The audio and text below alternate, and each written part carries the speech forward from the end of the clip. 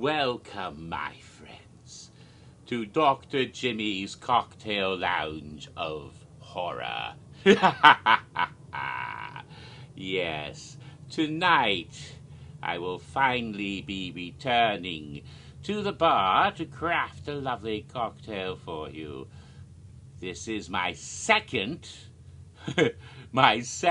Scare Zone cocktail for the event of Universal Orlando Halloween Horror Nights 28. And I'm rather embarrassed by the fact, something that has never happened before. In previous years, I tend to get all the cocktails for the event made during or even before the event. Somehow, last year, I made one cocktail for a scare zone and never got back to making the rest of them. And then all of a sudden it was November, and then it was December, and I was off celebrating New Year's Eve in Charleston, South Carolina. And when I got back, I was going to do it, but then I caught this nasty dratted bug. And I even made a couple of videos since then, continuing Horror Nights history a little bit, and today, just earlier today, that nifty little video I presented for you about those mysterious code names, which I ended up talking way too long. That was nearly an hour long. Ugh. This will not be that long. It shouldn't be, and I'll try very hard not to make it too long, because I have something I want to do before then. Oh. But I have returned once again to continue the cocktail videos for Halloween Horror Nights 28 before they start announcing houses and scare zones for 29. That would not do. So, I only made one scare zone cocktail so far for last year's event, after doing all the house cocktails, of course. And that was for the first scare zone, the Harvest, which had been, of course, right out near the front of the park in the Plaza of the Stars. There are a few more scare zones to take care of. The next one will be for the second scare zone of Halloween Horror Nights 28, which was in the New York Street area of the park. Oh, New York, it says so on the shirt. But that's the Gozerian Society, and it wasn't about Gozer, although if you looked over, you would see the old fire station. Might remind you of the movie a little bit. But no, this was Vamp 85 New Year's Eve. Actually, Ghostbusters came out in 1984, and it would have been well remembered. In fact, I'm pretty certain the Ghostbusters theme might have even been played during that scare zone, because it was a hit song from 1984. If you remember, the scare zone actually took place on the evening of December 31st, 1984, New Year's Eve for 1985. And thus we had all those wonderful vampires playing, running around, having a good time, like kids did back in those days. My generation, I was 21 years old on New Year's Eve, 1984, at New Year's Eve for 1985. And all that music they played in the scare zone, that was my music from my day. Boy George and Freddie Mercury and Prince and Madonna. All of that music, the scare actors actually playing vampire versions of those characters, which I was absolutely delighted to see. I did miss a vampire Elton John. I would have liked a vampire Elton John, or a vampire David Bowie, or a vampire Billy Idol. Some of their music was playing, but I didn't see those particular vampire pop singers running around.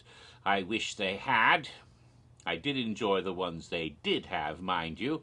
They were quite fun. But on the very last night, there was an addition, at least. There was a new scare actor I hadn't seen in that scare zone before, and they made him up to look like a vampire Rick James super freak. That was delightful. I was so happy to see that. Now, if you'll pardon me for a moment, I want to get my little friend from the shelf.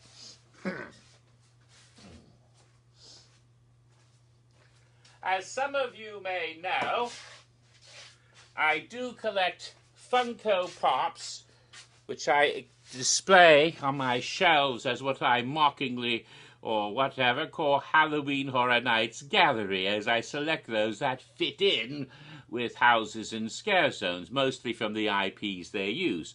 But this past year I was able to get a few interesting ones, and this is one of those I acquired for the Scare Zone Vamp 85 New Year's Eve.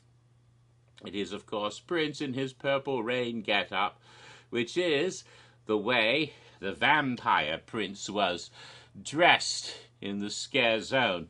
Unfortunately, Funko has never made a Michael Jackson Funko Pop wearing the Thriller jacket. They were going to do the Thriller version of Michael Jackson as a Funko Pop, but apparently the Jackson family said, no, no, no, no, we can't have you put out that sort of ghoulish, even though he wasn't all scary, he was just normal Michael Jackson, but in that outfit that's from Thriller. They wouldn't let them do the Thriller Pops. They were also going to do the sort of werecat, werewolf Michael Jackson from the video, but they were told they can't do that. They have several Michael Jackson Funko Pops from other music videos and other looks, including one with the hat kind of like this, not exactly, the smooth criminal Michael Jackson, I think one of the others, but the Beat It one, I think, but they don't have the Thriller Michael Jackson, and that's the way the Michael Jackson vampire looked in the Scare Zone. So that's the one that the only one that can be had. The Freddie Mercury Funko Pop with the gold jacket from the 1985 tour, 1985-86 tour, which is the one from the Scare Zone, is coming out soon. It was supposed to already be out, but apparently not yet. I'm waiting on it. They've got a Rick James Super Freak one coming up soon as well, but it's not yet available. So as of now, the only one that matches any of the pop singers from Vamp 85 is his Royal Badness right here. Yes, the purple one. Mr. Nelson. I think that was his name. Is it? No, I think it's Roger. Mr. Rogers? No. No, it's Prince Nelson. I think it's Prince Rogers Nelson, I think was his name. For some reason, strange name. Everyone just called, no wonder we just call him Prince. All right. So, let's get to it because I don't want to waste too much time. The cocktail for Vamp 85 New Year's Eve. And there were some obvious choices, like a Bloody Mary of some sort, but I've done that before. I wanted something that was specific to the zone, but of course, they were actually drinking it in the Scare Zone. So many, because it was set at New Year's Eve. Oh, by the way, Happy New Year's Eve, in case you weren't aware of it. Not the Gregorian calendar that we use, but in a different part of the world, it is the Lunar New Year. Yes, the year of the dog is over. It's ending, and at midnight tonight, right here in the East Coast, midnight will be the end of the year of the dog, and tomorrow is New Year's, the Lunar New Year, or Chinese New Year they used to call it. But then they realized that more than just China celebrates it. Yes, it is tomorrow, February 5th, the beginning of the year of the pig. Oh boy. So get that dog out of here. Let's have a hog time with that pig. Yes, go hog wild.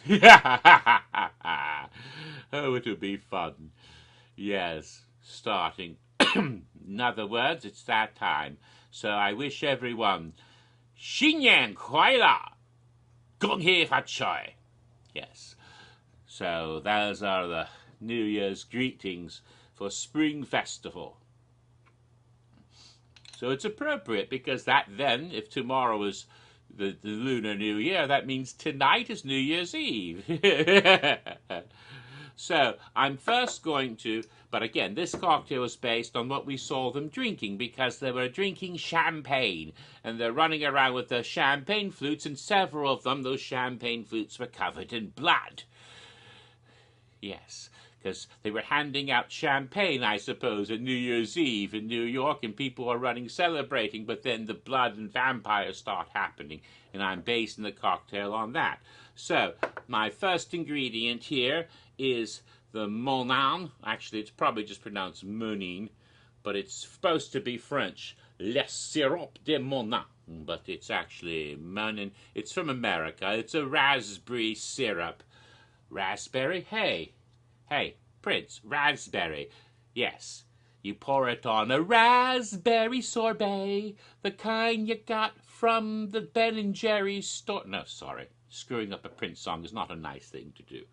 Okay, we pour the sticky red syrup, so that you get a sticky red syrup. Now, blood is not syrup, but fake blood usually is corn syrup that's been dyed red. So this is a good substitute for fake blood. And I poured it into this little ramekin. Why? Well, because next thing we want to do is open a bottle of champagne.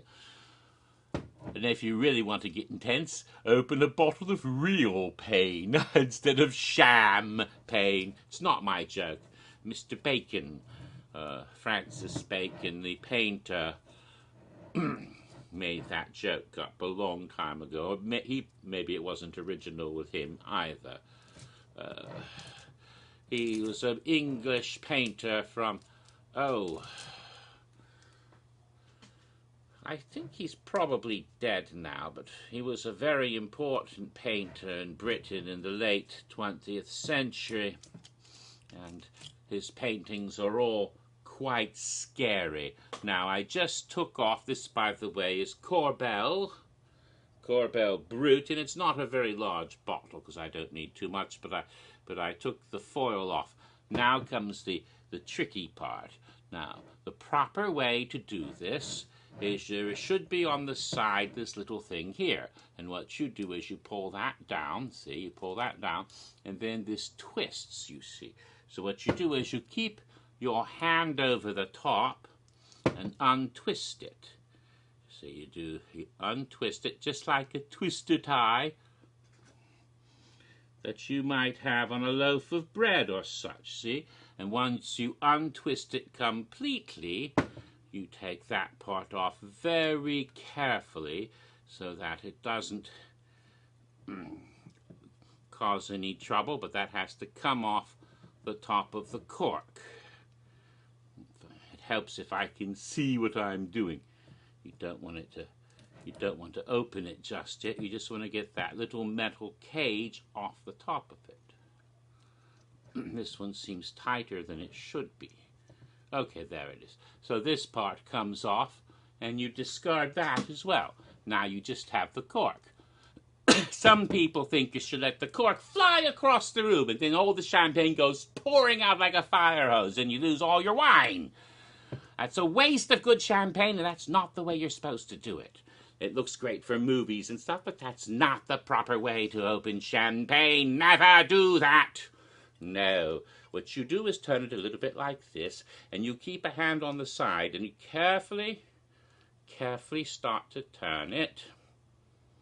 You know what? It might be better for me to do it with my right hand. Oh dear.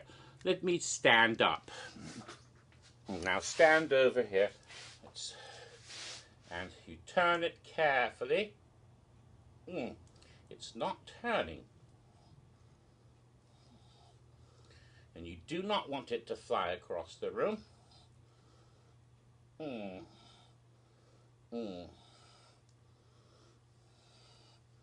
All right, I'm going to be right back.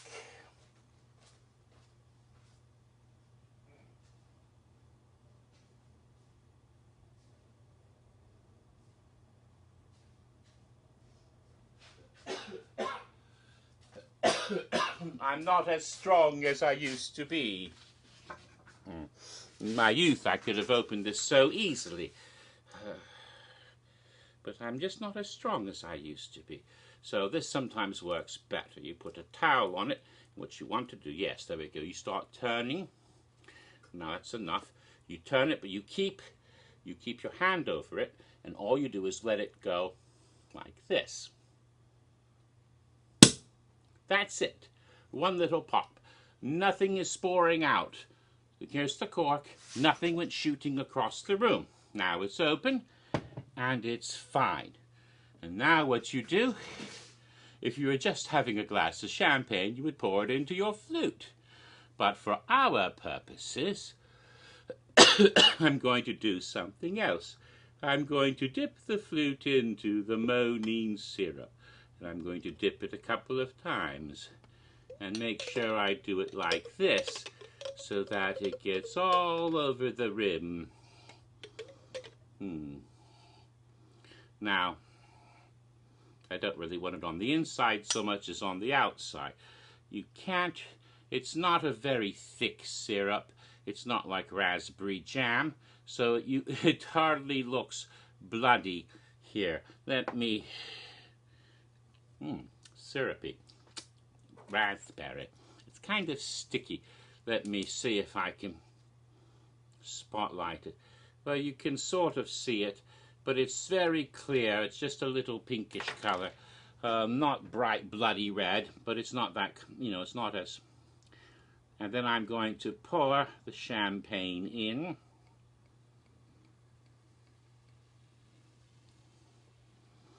And a little bit more. Now, it's going to get on your fingers and make them a little sticky. I imagine that happened to the scare actors in the zone as well when they had the flutes with the red junk on it, except they didn't have real champagne. Oh, that would have been such a wonderful job if they let you drink real champagne in the zone, but they didn't. So what you'll basically have is a very simple cocktail. My hat is good for many things, as you can see. It's simply a glass of pretty champagne, but the syrup has been all over the inside and outside of the glass, enough to create a blood slick of raspberry syrup there. And so when you drink it, it will have a raspberry note. Not as strong as you might think, but there will be, and this is a brut champagne, which means it's dry and not very sweet, but the addition of the raspberry gives it a little more. Now, if you want to be really decadent, you would actually pour some of the syrup directly into the champagne. And if you do that, it's sort of more mimosa-like, and then you have a more cloudy aspect, and the champagne would become even gorier, but not too bad. See, if you look at it through the hat, again, you see it sort of just stays in one part of the glass, and it stays right near the middle is where the syrup went. That's kind of interesting. And now definitely you can taste the syrup in the champagne.